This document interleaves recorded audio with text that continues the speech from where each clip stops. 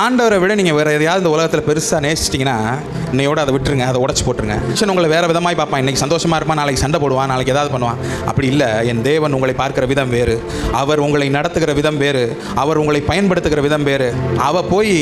அவர் காலடியில் அந்த பரிமள தைலத்தை உடச்சி போட்டா, அது விலை உயர்ந்ததால் விலை மதிப்பிட்டதாக இருந்தாலும் கூட அவரோட இதெல்லாம் எனக்கு பெரிய விஷயமே இல்லை, அதனால நான் அதை உடச்சிட்டேன்னு சொல்லி அங்கே போய் உடச்சி போட்டால், இன்று ஆண்டவரை எனக்கு இந்த உலகத்தில் உங்களை தாண்டி எனக்கு வேறு வழியே கிடையாது, நீங்கள் மட்டும்தான் என் வாழ்க்கை, என்னோட எல்லாமே நீங்கள் தான், நான் வாழ போகிற மிச்ச வாழ்க்கையை நீங்கள் தான் நீங்கள் யோசிச்சிட்டிங்கன்னா இன்றைக்கி உங்கள் வாழ்க்கையில் அவரை தவிர வச்சிருக்கிற எல்லா பெரிய விஷயங்களையும் உடச்சி போட்டுருங்க. நான் விசுவாசிக்கிறேன். கையை தட்டி ரிசீவ் பண்ணுங்கள். கர்த்தர் உங்கள் வாழ்க்கையில் அந்த பெரிய காரியத்தை செய்து முடிப்பார். நீங்கள் மலை போல எண்ணிக்கொண்டிருக்கிற அந்த பெரிய பர்வதத்தை உடச்சி நொறுக்கி சின்ன பின்னமாக்கி அவர் பக்கத்தில் உங்கள் பக்கத்தில் வந்து உட்காந்து, என்ன மகளே, என்ன மகனே, உனக்கு என்ன வேணும்னு கேட்க அவர் வல்லமை உள்ளவராக இருக்கிறார். எத்தனை பாடுகள் வந்தாலும், எத்தனை போராட்டம் வந்தாலும், என்ன வந்தாலும் நான் இருக்கேன் உன் பக்கத்தில். நீ என்ன, உனக்கு என்ன பிரச்சனை, உனக்கு என்ன பிரச்சனை, நீ ஓடிக்கிட்டே இரு, நான் வரேன் உன் பக்கத்தில்னு சொல்ல என் தேவன் இருக்கார்.